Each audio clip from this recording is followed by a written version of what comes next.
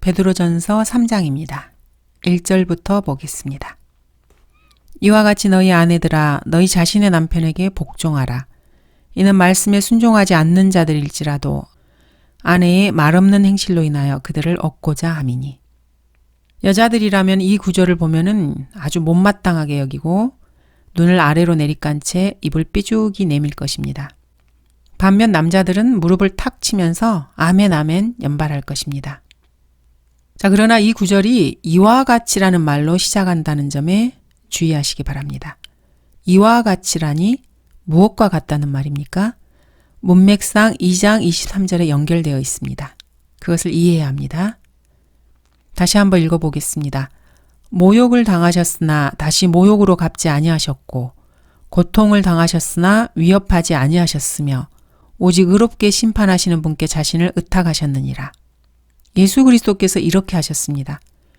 예수님께서 이렇게 하셨듯이 아내들도 이와 같이 오직 의롭게 심판하시는 분께 자신을 의탁하고 남편에게 복종하라는 것입니다.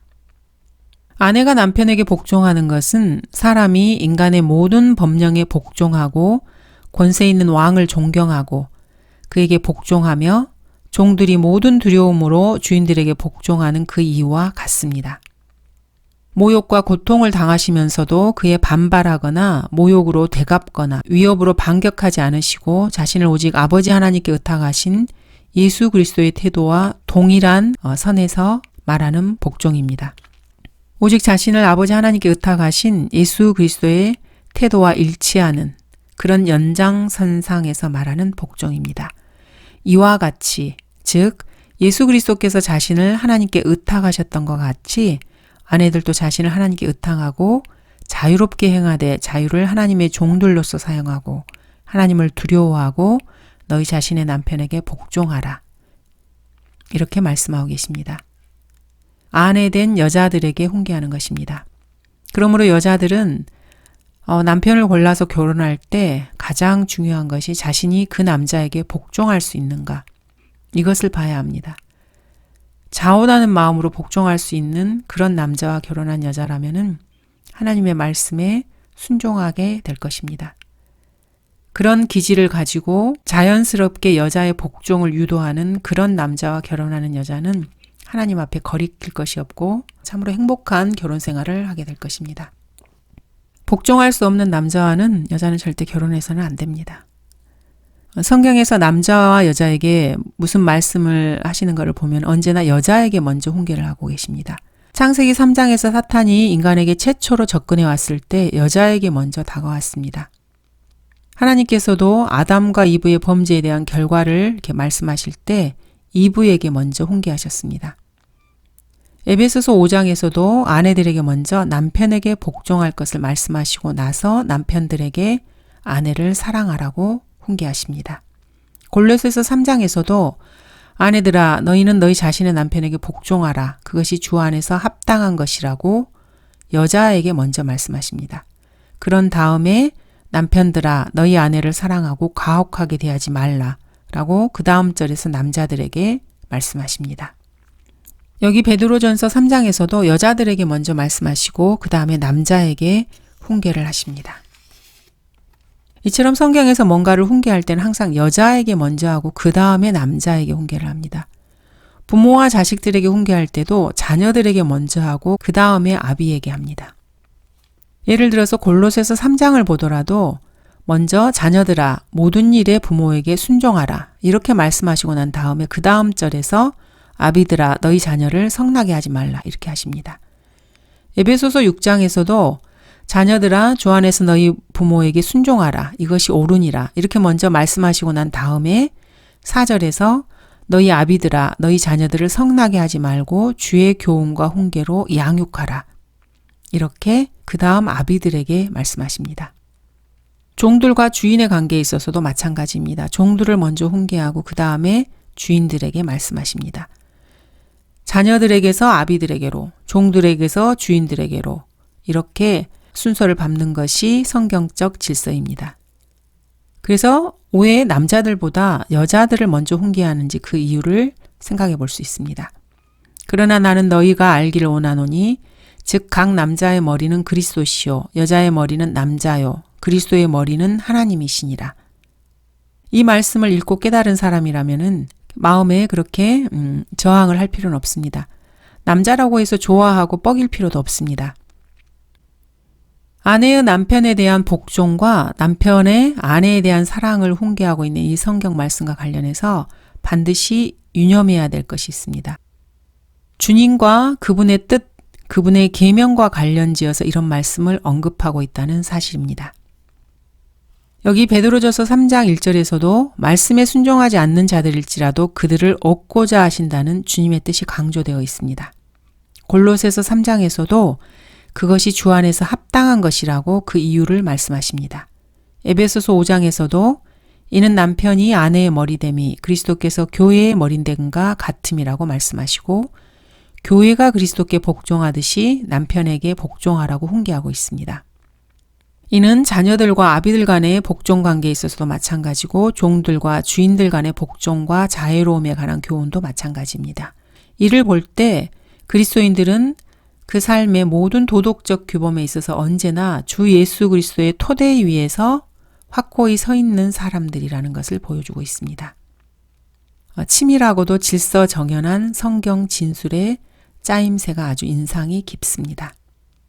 이렇게 훈계하는 목적은 이는 말씀에 순종하지 않는 자들일지라도 아내의 말없는 행실로 인하여 그들을 얻고자 하기 위해서입니다. 그러므로 남편에게 복종한다는 것에 대해서 그렇게 크게 저항할 것은 없습니다. 그 남편을 얻기 위해서입니다. 이렇게 하나님께서는 이렇게 말씀하시는 이유와 목적을 자상하게 밝히고 계십니다. 그분의 자애롭고 진솔한 모습을 발견하고서 여기에 그리스도인은 미소로 호응하면서 고개를 끄덕이지 않을 수가 없습니다. 이 구절에서 행실이라는 표현이 나옵니다. 영어로는 conversation입니다. 이는 어떤 도덕적 관념이나 윤리적 개념을 말하는 것이 아닙니다. 실생활에서 눈에 보이고 구체적으로 드러나는 실제적이고 능동적인 행위를 말합니다. 눈에 보이지 않는 어떤 관념이 아니라 구체적으로 드러나는 실제적인 생활 태도입니다. 실제 생활 태도는 누구나 볼 수 있고 주위의 사람들이 직접적으로 보고 듣고 영향력을 발휘하는 그런 활동성을 갖는 그런 행위입니다. 이것을 성경에서는 행실, 즉 conversation이라고 말합니다. 행실은 눈에 보입니다. 그들이 너희의 정숙한 행실을 봄이라고 말씀하고 있습니다. 어떤 생각이나 관념은 사람이 볼 수는 없습니다. 그렇지만 실제적인 생활 태도로 드러나는 것은 주위 사람들이 누구나 보고 배우고 깨달을 수 있습니다. 이것은 말로만 떠드는 것이나 귀로 듣는 것만을 말하는 것이 아닙니다. 오히려 말 없는 행실은 들으려 해도 귀로는 들을 수 없고 눈으로 직접 보고 확인해서 그에 따라 영향을 받는 생활 태도입니다. 이는 말씀에 순종하지 않는 자들일지라도 아내의 말 없는 행실로 인하여 그들을 얻고자 함이니 구원받은 그리스도인 아내들이 구원받지 못한 남편들 때문에 고민 상담을 할 때 대부분의 목사들은 이 구절을 읽어주면서 조언을 합니다. 그런데 러커마 목사님께서는 이 구절이 사용될 말씀이 아니라고 생각을 하십니다. 왜냐하면은 그 아랫절에 베드로가 아브라함과 아내 사라를 예로 들고 있기 때문입니다. 남편의 구원으로 고민하는 그리스도인들에게 이 구절을 적용하게 되면은 이미 구원받은 그리스도인 남편들도 하나님의 말씀에 순종하지 않는 경우가 허다하다는 사실을 망각한 처사입니다. 그리스도인 남편들이 하나님의 말씀에 순종하지 않는 경우가 얼마나 많습니까? 그런즉 말씀에 순종하지 않는 자들이라고 해서 이것이 반드시 구원받지 못한 남편들을 말하는 것은 아닙니다. 구원받은 아내가 구원받지 못한 남편의 혼을 그리스도께로 이겨오기를 바라는 것은 두말할 필요도 없습니다. 그러나 이 구절에서는 남편을 어떻게 하면 구원받게 할 것인가 이것을 지금 논의하고 있는 것이 아닙니다. 여기서 말하는 바는 남편의 구원 여부와 상관없이 뭔가 그 남편이 잘못되어 있을 때 아내는 그것을 분명히 알고 있고 그래서 남편에게 반대 의사를 갖고 있을 경우에 아내가 어떻게 하면 그 잘못된 남편을 바로잡을 수 있느냐 하는 것입니다. 아브라함이 아내 사라더러 자기 아내가 아니라 누이라고 거짓말을 요구했습니다. 사라가 과연 무슨 생각을 했을 것이라고 여러분은 생각하십니까? 베드로는 지금 남편이 잘못되었을 때 아내가 그것을 알고 있고 또 어떻게 그 남편을 바로잡을 수 있는지를 다루는 문제를 지금 논의하고 있습니다. 그래서 아브라함의 아내 사라의 애를 들려주고 있는 것입니다. 기근 때문에 아브라함이 이집트로 내려갔을 때 아내 사라 미모 때문에 이집트인들에게 죽임을 당하고 아내를 탈취당할까봐 아브라함이 걱정을 했습니다. 그래서 아브라함은 사라에게 자기 아내가 아니고 누이라고 거짓말을 해달라고 요청을 합니다. 그러므로 이집트인들이 당신을 보고 말하기를 이 여자가 그의 아내라 하고 그들이 나는 죽이고 당신은 살려둘 것이라. 내가 부탁하노니 당신은 나의 누이라고 말하라. 그리하면 내가 당신으로 인하여 안전할 것이며 내 혼이 당신으로 인하여 살리라 하더라. 자, 이런 말을 들은 사라는 무슨 생각을 했겠습니까? 나더러 거짓말을 하라고? 이 양반이 아주 단단히 잘못됐군. 이렇게 생각하면서 남편 아브라함의 생각에 반대 의사를 가지고 있었을 것입니다. 당연한 생각입니다. 그렇지만 사라는 아무 말 하지 않았습니다. 그리고 남편의 요구에 순종했습니다. 사라는 남편이 명백하게 잘못을 저지르고 있었음을 알고 있었습니다. 그런데 그 잘못을 바로잡기 위해서 자기가 나서지는 않았습니다. 왜 그랬다고 생각하십니까? 이 상황에서 사라가 남편 아브라함이 무서워서 순종할 수밖에 없었다고 그렇게 생각하십니까? 아니면 거짓말이라도 해서 생명을 구하려면은 남편의 절박한 심정을 어느 정도 이해하고 그렇게 했다고 생각하십니까? 저는 그렇게 생각하지 않습니다. 러크만 목사님도 그렇게 생각하지 않으십니다. 왜냐하면 하나님께서는 즉각 개입을 하셨습니다. 위기 일발 직전에 개입을 하십니다. 주께서 아브라함의 아내 사례로 인하여 파라오와 그의 집에 큰 역병들로 재앙을 내리시니 사라는 바로 이것을 확신하고 있었습니다. 이 양반이 이 사람이 생명의 위협을 느끼면서 하나님을 의지하지 못하고 거짓말을 꾸며댈 생각을 하고 있구나. 이렇게 생각한 사라는 하나님께서 이 일에 개입하셔서 문제를 해결해 주시리라는 것을 믿고 있었습니다. 그래서 남편의 명령에 거역하지 않고 복종했던 것입니다. 사라의 믿음대로 하나님께서는 즉시 개입하셨고 그들은 위기에서 벗어날 수 있었습니다. 사라는 파라오에게 당하지 않았고 아브라함도 아내를 무사히 되찾았습니다. 사라가 남편 아브라함에게 순종하는 즉시 하나님께서 개입하셔서 파라오에게 위협을 가하셨습니다. 내가 사라에게 손을 댔다가는 너는 그 자리에서 죽을 것이라. 이 말에 혼비백산한 파라오가 아브라함을 불러 크게 원망하면서 질책합니다. 내가 내게 행한 이 일이 어찌 된 것이냐. 내가 그녀를 내 아내로 삼을 뻔하였도다.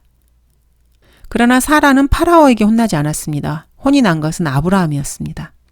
사라는 남편에게 복종했을 뿐이기 때문에 파라오는 그녀를 나무라지는 않았습니다.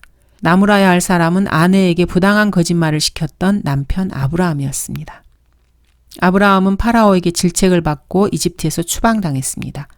파라오는 아브라함의 모든 소유를 그대로 갖고 떠나도록 허용했습니다. 그래서 재산상의 손실은 입지 않았지만 아내의 사라 앞에서 그 심정이 어떻겠습니까? 얼마나 부끄럽고 창피했겠습니까? 여러분 같았으면 그러지 않겠습니까? 아브라함이 이집트를 떠나 베델을 향하여 이동하다가 처음 장막을 쳤던 곳까지 되돌아와서 어떻게 했습니까? 아브라함이 처음에 제단을 쌓았던 자리인 그곳에서 주의 이름을 부르니라. 자, 하나님의 입장에서 한번 생각해 보십시오. 아내들의 말없는 행실로 인하여 그들 남편들을 얻고자 하시는 하나님께서는 사라의 말없는 행실로 인하여 그의 남편 아브라함을 얻으셨습니다. 베드로는 지금 여기 1절에서 이것을 언급하고 있는 것입니다. 결혼을 해서 한 남자의 아내가 된 여자가 성경에서 남편에게 이래라 저래라 이렇게 한 경우는 아주 드뭅니다. 그 첫 번째 애는 이브였습니다. 이브는 금지된 열매를 따먹고 남편 아담에게도 주어 먹게 했습니다. 이에 대해서 하나님께서는 오히려 아담을 꾸짖으셨습니다. 내가 내 아내의 음성에 경청한 까닭에 내가 내게 명령하여 말하기를 너는 그것을 먹지 말라고 한 그 나무의 열매를 먹었으니 너로 인하여 땅은 저주를 받고 너는 전 생애 동안 고통 중에서 그 소산을 먹으리라. 남편이 아내의 말을 듣고서 인류에게 최초로 죄가 들어오게 되었습니다. 인류는 타락했고 엄청난 죄의 결과가 초래되었습니다. 이 사건을 어떻게 생각하십니까? 아담은 아내의 말을 듣지 말았어야 했습니다. 남편이 아내의 말을 들었어야만 한 경우는 성경에서 아브라함이었습니다. 사라는 남편 아브라함에게 뭔가를 요구했고 이로 인해서 아브라함은 아내의 말을 들어야 할지 듣지 말아야 할지 고민에 빠졌습니다. 그때 하나님께서 아브라함더러 아내의 말을 따르라고 명령하셨습니다. 그래서 아브라함은 그 명령에 순종했습니다. 아브라함의 여종 하갈에게서 난 이스마엘이 이삭을 조롱하고 있는 광경을 사라가 보고 발끈한 것이죠. 그래서 남편에게 달려가서 하갈과 그의 소생을 내어 쫓으라고 강력하게 요구했습니다. 이에 아브라함은 고민에 빠집니다. 이때 하나님께서 아브라함에게 이렇게 명령하십니다.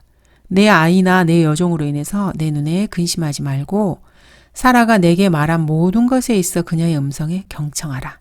이는 이삭 안에서 난 자가 내 씨라 불릴 것이며.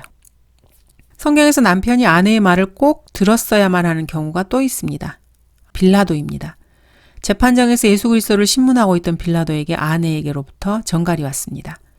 당신과 그 의로운 사람 사이에 아무 일도 없게 하소서. 내가 오늘 꿈에 그 사람으로 인하여 많은 것으로 고통을 받았나이다.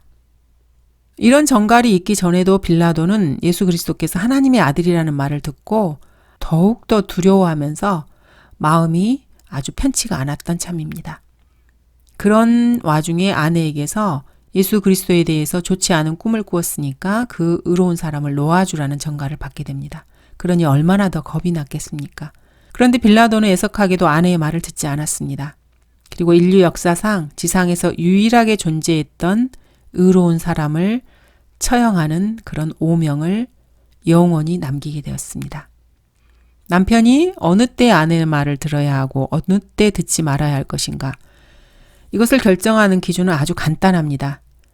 아내와 남편 사이에 어떤 논쟁이 있을 때 아내가 하나님의 편에 서 있으면 이것은 아내가 절대로 옳고 남편은 절대로 틀렸다는 뜻입니다. 그러므로 이런 경우에 남편은 아내의 말을 무조건 들어야 합니다. 구원받지 못한 남편이 아내가 하나님 편에 서 있는지 어떻게 알겠느냐고 반문할 수도 있습니다. 그러나 그것은 쓸데없는 걱정입니다. 구원받지 못한 사람이라도 하나님의 말씀을 들으면은 저도 모르게 반응하게 됩니다. 그게 하나님의 말씀이라는 것을 금세 알 수가 있습니다. 만약에 하나님의 말씀을 거짓으로 꾸며대면은 사람이 속을 수도 있습니다. 그러나 그 마음 깊은 심 중에서는 그 말씀에 대해서 두려움이 없습니다. 그래서 하나님의 말씀인 것처럼 거짓으로 꾸며낸 말은 전혀 위력을 갖지 못합니다. 변개된 성경이 권위를 갖지 못한 이유가 바로 여기에 있습니다. 현대판 역본들을 읽고 있는 많은 사람들은 속기는 하지만 그 말들이 절대 진리이고 최종 권위이고 여기에 두려워할 만한 것이 있다. 이렇게 생각하지 않습니다. 그들은 그 말씀을 두려워하지 않습니다. 변개된 말씀을 두려워하지 않으면서 그냥 그렇게 살고 있는 것입니다. 이와 같이 너희 아내들아 너희 자신의 남편에게 복종하라. 이는 말씀에 순종하지 않는 자들일지라도 아내의 말없는 행실로 인하여 그들을 얻고자 함이니. 남편의 구력 문제로 인해서 고민하는 아내들에게는 표면상으로 이 구절처럼 든든해 보이는 구절도 없습니다. 그러나 핵심을 제대로 보면은 이 구절을 잘 소화해내지 못한 데서 나온 생각입니다. 구원받지 않은 남편으로 인해서 고민하고 있는 아내들에게 이 구절을 무턱대고 들이대면은 신실한 그리스도인 자매들을 더욱 혼란에 빠뜨릴 수 있습니다. 그리고 실제적인 문제에 있어서는 전혀 도움이 되지 않을 수 있습니다. 남편이 구원받지 못하고 고민하고 있는 여자 그리스도인들에게 문제를 해결해 주기보다는 다른 숨은 의도를 가지고 그 여자 그리스도인들을 압박할 생각이라면은 함부로 이 구절을 들이대고 책임을 아내들에게 몽땅 다 덮어씌우는 것은 바람직하지 않습니다. 이런 문제로 고민하고 있는 아내들이 신실한 그리스도인이고 그 생활이 경건하고 모든 점에서 모범적인 아내라면 어떻게 할 것입니까? 실제로 남편의 구원 문제로 고민하고 있는 아내들을 보면은 대부분이 이러한 그리스도인들 여인입니다. 이런 여인들에게 이 구절을 들이대면서 당신의 행실이 문제입니다. 이렇게 말하는 것과 같습니다. 구원받지 못한 남편의 고민의 문제를 해결하기는커녕 이 구절은 남편의 구원을 위해서 기도도 않고 아무것도 아니라는 듯이 태어난 여자들에게 설교할 때 사용하기에 좋은 본문입니다. 그러나 현대의 교회 목사들은 이런 여자들을 향해서는 이런 설교를 잘 하지도 않고 이 구절을 인용할 줄도 모릅니다. 당신 행실을 보고 남편이 마음을 돌리도록 노력하세요. 이런 말을 하면은 여자들에게 상처를 줄까 봐서 걱정하기 때문입니다. 여러분의 행실이 남편을 올바른 길로 돌이킬 만큼 훌륭하지가 못하다는 뜻으로 받아들이고 여자들이 화를 낼까 봐 눈치를 보는 것입니다. 그래서 아예 이런 이야기는 입 밖에 꺼내지도 않는 것이죠. 그러나 말씀에 순종하지 않는 자들일지라도 아내의 말없는 행실로 인하여 그들을 얻고자 함이라는 이 말씀은 남편의 구원 문제를 놓고 전혀 걱정하는 기미가 없는 아내들에게는 반드시 읽어주어야 할 구절입니다. 여기에는 아브라함의 아내 사라의 경우에서처럼 하나님께서 직접 개입하시겠다는 의지가 내비치고 있음을 알아야 합니다. 구원받은 남편이 있는 그리스도인이라 해도 어떤 잘못을 자행할 때 아내로서 먼저 하나님께 의탁하고 하나님께서 개입하시기를 간구해야 합니다. 남편이 구원받지 못한 불신자라면 이 문제 역시 먼저 하나님을 의탁하고 그분의 능력으로 개입해 주시기를 기도해야 합니다. 그리고 아내로서는 남편에게 복종해야 합니다. 그 복종은 하나님을 두려워하는 데서 나온 복종이고 하나님을 의지하는 데서 나오는 복종이기도 합니다. 하나님을 두려워하지도 않고 그분을 의지하지도 않으면서 자신이 나서서 문제를 해결하려고 하면 필연적으로 남편에게 불복종할 수밖에 없고 하나님의 명령에 대한 불복종뿐 아니라 남편의 반발만을 일으키게 됩니다. 하나님께서 개입하시지 않으시면은 자기 스스로는 아무것도 할 수 없다는 것을 잊어서는 안 됩니다.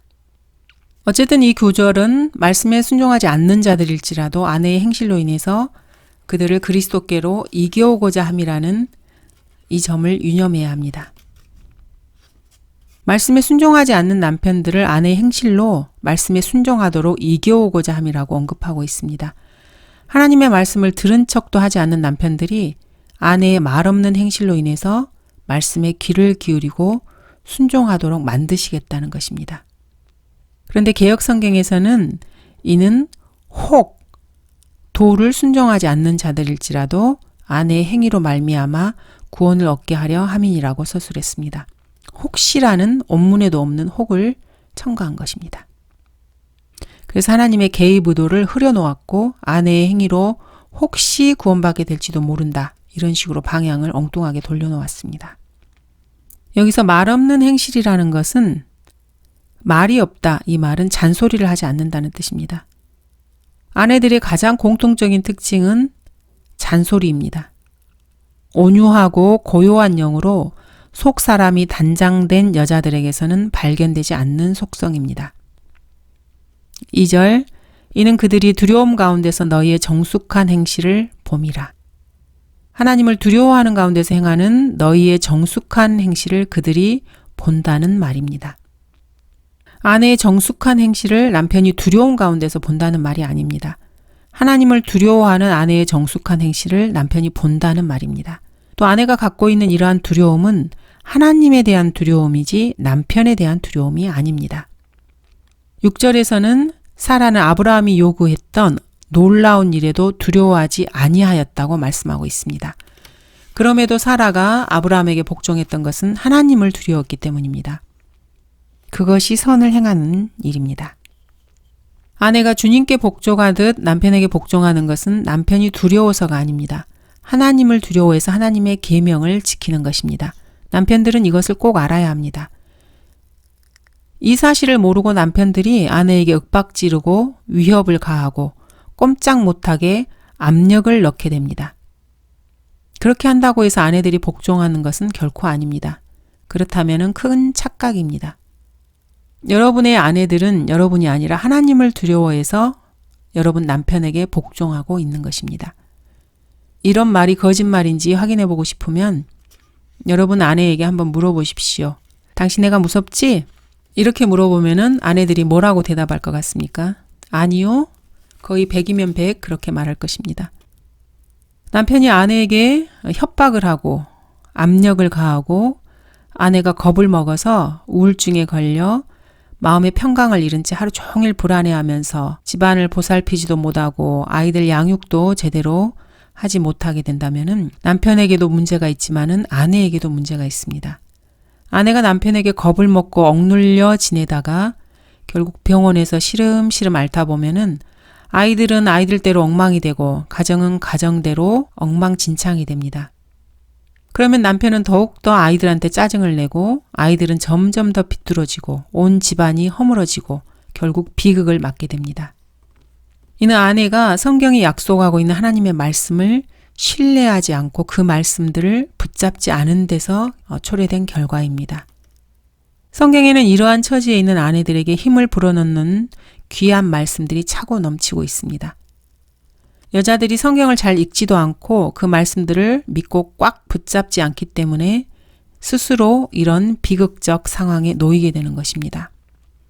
그러나 너희가 의를 위하여 고난을 당한다면 복 있는 자들이니 그들의 위협에 두려워하지 말고 동요되지 말라. 베드로전서에서도 이렇게 말씀하십니다. 위치가 아내가 아닌 일반 다른 사람들도 마찬가지입니다. 하나님을 의지하지 않으면 결국에는 스스로 안식을 얻지 못합니다. 수고하고 무거운 짐진 자들아 다 내게로 오라. 그러면 내가 너희에게 쉼을 주리라. 예수님도 이렇게 말씀하셨습니다. 너희 짐을 주께 맡기라. 그리하면 그가 너를 붙드시고 의인이 흔들리는 것을 결코 허락하지 아니하시리라. 이렇게 성경은 약속하십니다. 주께서는 마음을 주께 의탁하는 사람을 완전한 화평 속에 지키시리니 이는 그 사람이 주를 의뢰함이니라. 성경은 또 이렇게 약속하십니다. 아무것도 염려하지 말고 다만 모든 일에 기도와 간구로 너희의 구하는 것들을 감사함으로 하나님께 알려지게 하라. 그리하면 모든 지각을 초월하시는 하나님의 평강이 그리스도 예수 안에서 너희의 마음과 생각을 지키시리라. 바울도 여러분들을 격려하고 있습니다. 이런 말씀들이 여러분들에게 무익하게 되지 않도록 이 말씀들을 굳게 붙잡고 믿어야 합니다. 여러분들이 남편 때문에 아무리 어려운 처지에 놓여 있다 해도 이 말씀들을 붙잡고 주님을 의지하면은 결코 허물어지지 않을 것입니다. 그러므로 남편을 두려워하지 말고 하나님을 두려워하고 하나님을 의지하며 그분의 말씀들을 꼭 잡고 있으시기 바랍니다. 남편을 두려워해서 자신을 죽이면 죽일수록 그런 사람은 남편을 더욱더 난폭하게 만들 뿐입니다. 그렇다고 해서 남편에게 대들라는 말이 아닙니다. 남편에게 대들면 그 자체가 하나님의 명령을 거역하는 것입니다. 그러면 그 가정의 비극과 파탄을 더욱 부추길 뿐입니다. 그리스도인 아내들은 남편에게 복종하되 하나님께 대한 두려움 가운데서 복종하고 그 두려움 가운데서 정숙한 생활 태도를 가져야 합니다. 이런 그리스도인 아내들이야말로 하나님께서 불러내신 거룩한 민족이요 독특한 백성다운 여자들입니다. 하나님께서 기쁘게 여기시는 아내들입니다. 아내들이 이렇게 행동하면 하나님께서는 이 문제에 개입하셔서 남편들로 하여금 말씀에 귀를 기울이도록 만들어 주시겠다는 것입니다. 여기 1절에서 아내들에게 던져주는 훈계가 바로 이것입니다. 이 구절은 아내의 말없는 정숙한 행실을 보고 남편들이 마음을 고쳐먹고 그리스도를 영접하게 된다는 말이 아닙니다. 현대 역본들은 모두 다 이 구절을 이렇게 고쳐놓았습니다. 이는 이 구절의 말씀의 핵심을 올바로 보지 못한 데서 기인한 것입니다. 심지어 리빙 바이블에서는 예의 바르고 순수한 너희 품행을 보고 그들이 구원받게 될 것이다. 이런 식으로 고쳐놓았습니다. 조금씩 표현은 다르지만 다른 역본들 역시 다 비슷한 맥락입니다.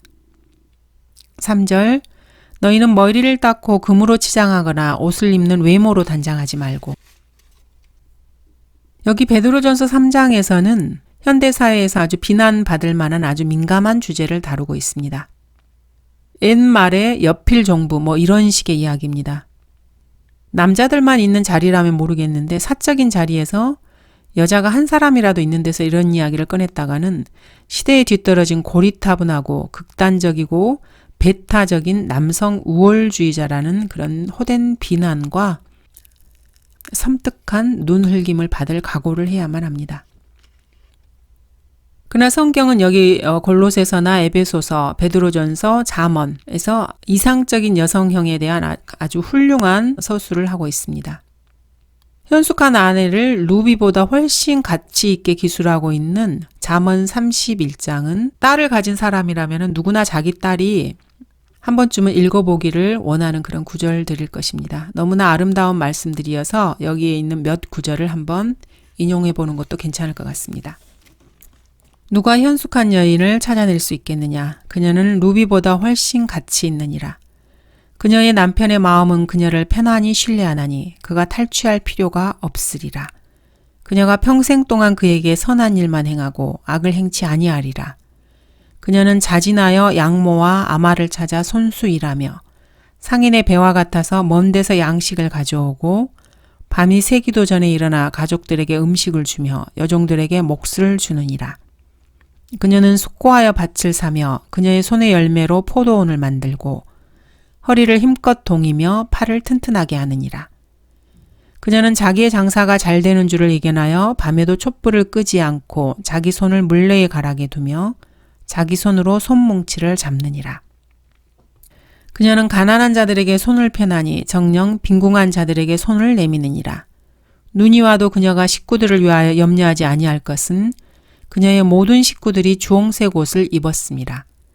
그녀는 스스로 수놓은 직물로 덮개를 만들며 자주색 비단 옷을 입고 그녀의 남편은 그 땅의 장로들 사이에 앉을 때 성문 안에서 알려진 사람이 되고 그녀는 세마포로 옷을 지어 팔며 장식들을 상인들에게 넘겨주느니라. 능력과 종기가 그녀의 옷이 되나니 그녀가 다가올 때 기뻐하리라. 그녀는 지혜롭게 입을 열며 그녀의 혀에는 친절의 법이 있느니라. 그녀는 자기 식구들의 일들을 잘 살피며 게으른 빵을 먹지 않느니라. 자식들은 일어나 그녀를 축복하며 남편도 그녀를 칭찬하기를 많은 딸들이 현숙하게 행하였으나 당신은 그들 모두보다 뛰어나도다 하느니라. 호의도 거짓되고 아름다움도 헛되나 주를 두려워하는 여인은 칭찬을 받으리라. 그녀의 손의 열매에서 나는 것을 그녀에게 주고 그녀 자신의 일들이 성문 안에서 그녀를 칭찬하게 하라. 성경이 기술하는 이상적인 여성형은 주를 두려워하는 여인이며 현숙한 여인이고 칭찬받고 축복받는 여인입니다. 누군가를 비난하기에 앞서서 말씀들을 한 번 더 읽어보시기를 권합니다. 성경의 여성관이 남성 우월주의자로 생각이 된다면 성경에서 그리스도인이 예수 그리스도의 신부요 어린 양의 아내로 묘사되고 있다는 점을 생각해 보시기 바랍니다. 너희는 머리를 닦고 금으로 치장하거나 옷을 입는 외모로 단장하지 말고. 여기서 치장이라는 말은 장식물을 지나치게 몸에 걸쳐서 사치스럽게 모양내는 것을 말합니다. 갖가지 비싼 장식물로 지나치게 치장하는 사람들은 내면적 결핍이 있거나 자신의 결핍을 다른 것으로 감추어 보려는 본능적 욕구의 반영이라고 생각합니다. 내면적인 결핍이 없는 사람들은 정결하고 수수한 옷차림을 좋아합니다. 몸에 치렁치렁 쓸데없이 걸치는 것을 좋아하지 않습니다. 여러분도 만약에 현숙한 여인이라면 이런 말에 공감할 것이라고 생각합니다. 4절 오직 마음에 숨겨진 사람을 썩지 아니하는 것 곧 온유하고 고요한 영으로 단장할지니 그것은 하나님 보시기에 매우 값진 것이니라. 마음에 숨겨진 사람이란 성령으로 태어난 내면의 영적 자아를 말합니다. 그리스도인에게는 거듭나면서 죽었던 영이 살아나면서 내면적 새 사람, 속사람이 생기게 됩니다. 이 속사람을 온유하고 고요한 영으로 단장한 사람을 하나님께서는 매우 값진 사람으로 여기십니다. 여러분도 온유하고 고요한 영으로 여러분 속사람을 단장하고 싶으면은 예수 그리스도의 영으로 단장하시면 됩니다. 성령님이야말로 온유하고 고요한 영이기 때문입니다. 하나님께서는 결코 사람의 외모를 보지 않으시고 속사람을 보십니다. 주가 보는 것은 사람이 보는 것과 같지 아니하나니 사람은 외양을 보나 주는 마음을 보느니라. 겉사람은 썩어질지라도 속사람은 날마다 새로워집니다. 하나님께서는 외모에 관심이 없으십니다. 사람도 현명하고 신실한 그리스도인이라면 사람을 결코 외모로 보지 않고 속에서 겉으로 은은히 배어나오는 속사람을 보고 평가하는 법입니다. 이것이 사람을 보시는 하나님의 방식입니다. 그러므로 인간의 참 가치는 내면에 있지 겉에 있지 않습니다. 아름답고 순수한 내면의 영적 상태가 반영되어 나오지 않은 채 겉으로만 치장되고 가장된 외모나 태도는 진짜가 아니고 저속하고 무가치합니다. 호의도 거짓되고 아름다움도 헛되나 주를 두려워하는 여인은 칭찬을 받으리라고 하지 않습니까? 온유하고 고요한 영을 가진 사람은 쉽게 속상해하거나 웬만한 외부적 영향에 마음이 쉽게 흔들리지 않습니다. 그리고 자기 입을 스스로 다스릴 줄 압니다. 이렇게 속 사람이 온유하고 고요한 영으로 단장되어 있는 사람은 무엇인가 하고 싶은 말이 있을 때도 쉽사리 발설하지 않고 입을 다뭅니다. 입을 다물어도 내면적 갈등을 일으키거나 몸을 뒤틀거나 좀이 쑤셔서 어쩔 줄 몰라 하지 않습니다. 속 사람이 온유하고 고요한 영으로 단장되어 있지 못한 사람은 하고 싶은 말을 꾹 참거나 외부의 압력으로 제지당할 때는 견딜 수 없는 좌절감에 빠져서 마음이 동요하고 미칠 것만 같아서 안색이 바뀌고 어쩔 줄을 몰라 합니다. 이런 사람들은 겉으로는 잔잔해 보이지만은 그 속은 소용돌이치고 있기 때문에 언제 폭발할지 모릅니다. 그래서 불안하고 속에 있는 말을 내뱉지 않고는 견딜 수가 없어서 잔소리가 입 밖으로 튀어나오게 되고 남편과도 끊임없이 다투게 됩니다. 아내의 지나친 잔소리는 남편을 폭군으로 만들게 됩니다. 보통의 경우에 남자는 잔소리로 맞받아치는 재주가 별로 없습니다. 가끔은 남자들도 말로 받아치는데 기술이 능숙한 그런 사람들도 있기는 합니다. 말에 있어서는 여자가 남자보다 더 뛰어나기 때문에 여자의 이러한 잔소리들은 남자들의 폭력성을 부추기게 됩니다. 7절에서 성경은 남편들에게 아내들을 더 연약한 그릇으로 여기라고 말씀하십니다. 그래서 남편들은 아내의 잔소리에 대해서 아주 질색을 합니다. 그래서 성경에서는 다투는 여자와 함께 넓은 집에서 사는 것보다 지붕의 한 모퉁이에서 사는 것이 더 낫다고 말씀하고 계십니다. 그것도 2번씩이나 반복해서 말씀하십니다. 아내의 잔소리를 피해서 지붕 꼭대기 한 모퉁이에서 잠자리를 펴는 것이 더 낫다면은 이런 아내는 남편이 동네 사람들에게 망신당하는 꼴을 즐기는 것이나 다름없습니다. 잔소리로 남편을 괴롭히고 사람들 앞에서 부끄럽게 만드는 아내는 남편의 뼈를 썩게 만든다고 말씀하십니다. 현숙한 여인은 남편에게 면류관이나 수치를 끼치는 여인은 그의 뼈를 썩게 함과 같으니라.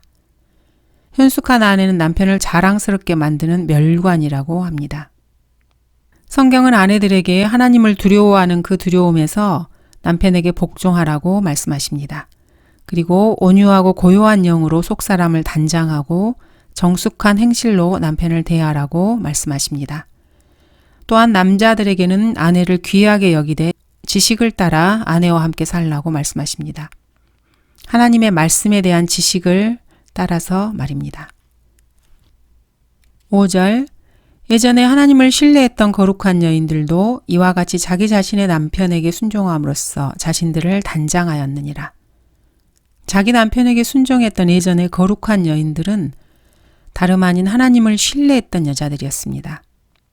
그 여인들은 남편에게 순종하였고 그 순종으로 자신들을 단장하였으며 이는 남편을 신뢰해서가 아니라 하나님을 신뢰해서 그렇게 한 것입니다.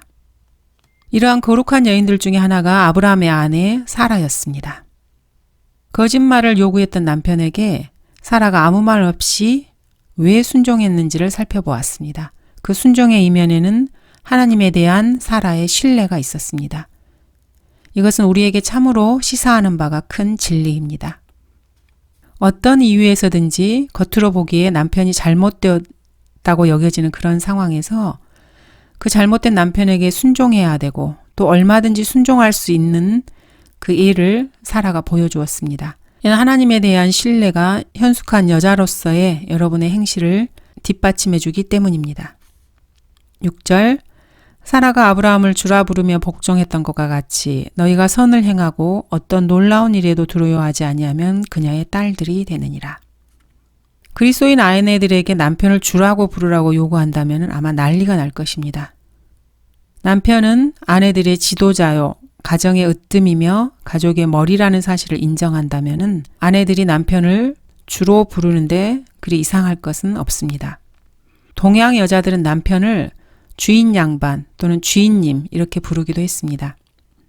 아내 앞에서 그 남편을 지칭할 때 당신의 남편이라고 하기보다는 주인 어른 이렇게 불렀습니다. 동양에서는 성경을 알기 전부터 이렇게 해왔습니다. 그런데 기독교 문화가 뿌리 깊다는 서양의 여자들은 이런 것을 우습게 여깁니다. 그리고 요즘은 서양뿐만 아니라 동서양을 막론하고 전 세계가 바뀌어가고 있습니다. 아내들이 알아야 할 한 가지는 자신의 남편이 높임을 받아야 자신도 높임을 받는다는 사실입니다. 아내들이 자신의 남편을 주라고 부른다면은 아내들은 그 주의 아내가 되는 것입니다. 자신의 남편이 하인 같은 존재라면은 그 아내들은 하인의 아내로 전락하게 됩니다. 그 사실을 왜 모르는 것입니까? 사라는 어떤 놀라운 일에도 두려워하지 않았습니다. 남편이 자신에게 아내가 아니라 누이라고 거짓말을 요구했을 때도 그녀에게는 참으로 놀라운 일이었을 텐데도 말입니다. 파라오가 자신을 강제로 아내로 맞아들이더라도 남편인 아브라함이 모른 채 하고 구경만 하고 있겠다는 그런 뜻이었습니다. 한 여자에게 있어서 이보다 더 놀라운 일이 또 어디에 있겠습니까? 그러나 사라는 남편의 요구에 복종했습니다. 왜냐하면은 참으로 놀랍게도 두려워하지 않았기 때문입니다. 왜 두려워하지 않았겠습니까? 사라는 하나님을 신뢰했기 때문입니다. 사라는 하나님을 신뢰했던 거룩한 여인이었습니다.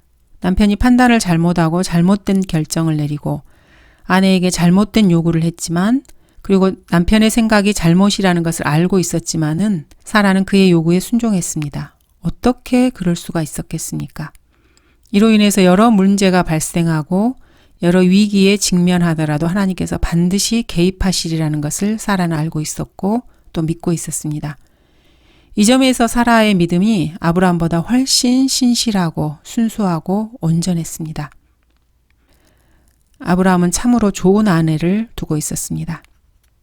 여러분이 사라만큼 하나님을 신뢰하고 남편에게 복종할 줄 안다면은 여러분 역시 영적으로 사라의 딸들 가운데 하나가 되기에 충분한 자격을 갖춘 훌륭한 여자일 것입니다. 그리고 여러분의 남편은 아브라함만큼 좋은 아내를 가진 남편이 될 수 있을 것입니다. 감사합니다. 오늘은 여기까지 하겠습니다.